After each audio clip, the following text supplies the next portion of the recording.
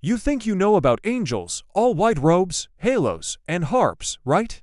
What if I told you the most terrifying, most powerful, and most controversial being in all of creation wasn't a demon from the depths of hell, but an angel standing right next to God's throne?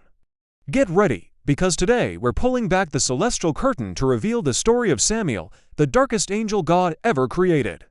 This isn't your Sunday school lesson. This is the story they were afraid to tell you. To understand Samael, you have to forget everything you think you know.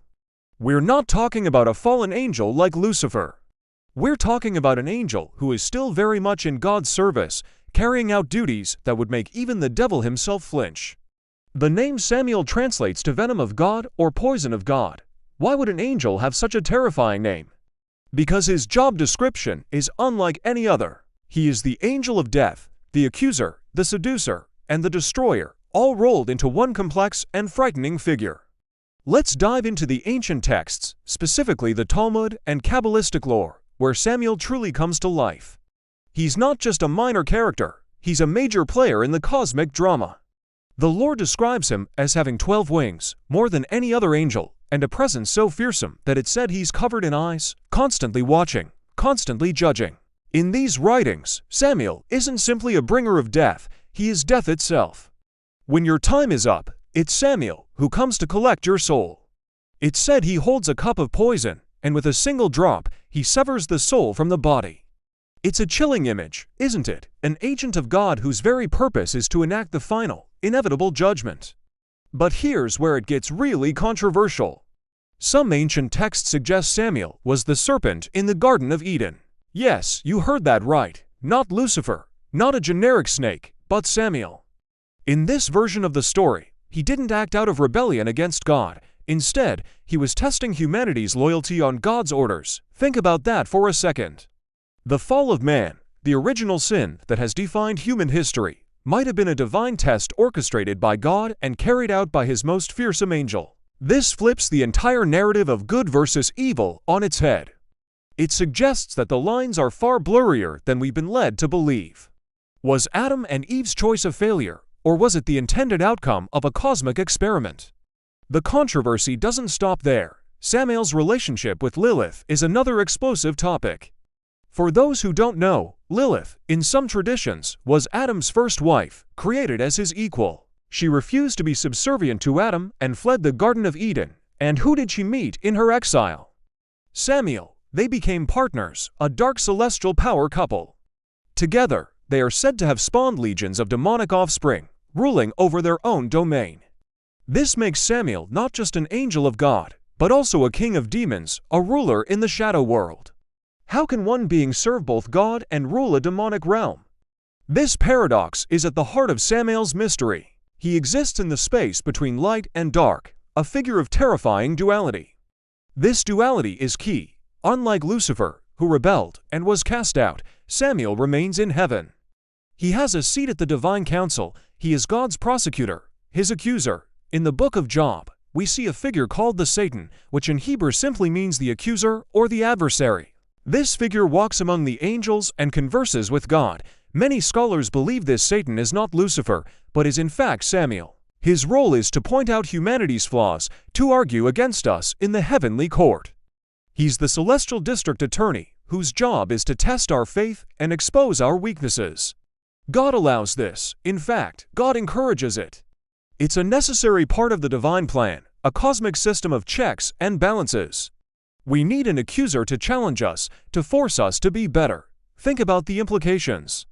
If Samael is God's loyal servant, then what does that say about the nature of evil? It suggests that what we perceive as evil might be a necessary force in the universe, a tool used by God for a greater purpose we can't fully comprehend.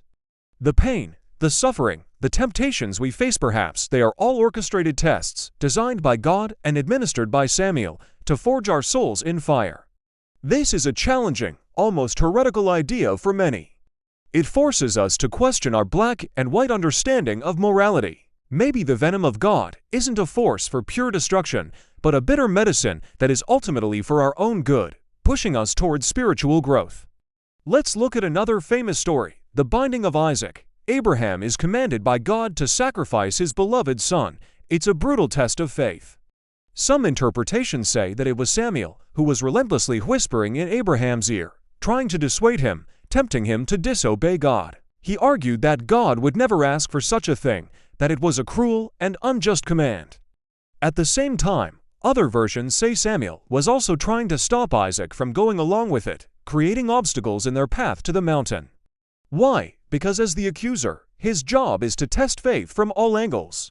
He tests Abraham's obedience to God, and he also represents the rational, human voice screaming that this is wrong. He embodies the internal conflict we all feel when faced with difficult choices. This makes Samael one of the most psychologically complex figures in all of theology. He's not just a monster, he's a mirror. He reflects our own doubts, our own temptations, our own capacity for both good and evil. He is the voice of dissent, the necessary opposition that creates balance in the universe. Without an accuser, there is no one to test the righteous. Without a destroyer, there is no room for new creation. Without the angel of death, there is no appreciation for life. So, is Samael evil? The answer is not simple. In the framework of these ancient texts, he is not. He is a divine functionary carrying out a difficult, dirty, and essential job. He is the shadow that proves the light exists. He is the ultimate test. To fear him is natural, but to understand him is to understand a deeper, more complicated truth about the universe and the nature of God himself. The creator of all things, in his infinite wisdom, created not just love and light, but also a force of destruction and accusation.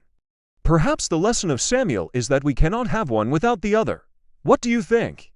Is Samael a demon in disguise, or is he God's most loyal, albeit terrifying, servant? Is the idea of a holy executioner a paradox, or does it reveal a profound truth about the balance of the cosmos? This is a conversation that has been debated by scholars and mystics for thousands of years, and it continues to challenge our most fundamental beliefs. The story of Samael reminds us that the universe is far more mysterious and morally complex than we often like to admit. The brightest light casts the darkest shadow. Thank you so much for journeying into the shadows with me today. If this story blew your mind, make sure to hit that like button and subscribe for more deep dives into the stories they were afraid to tell you.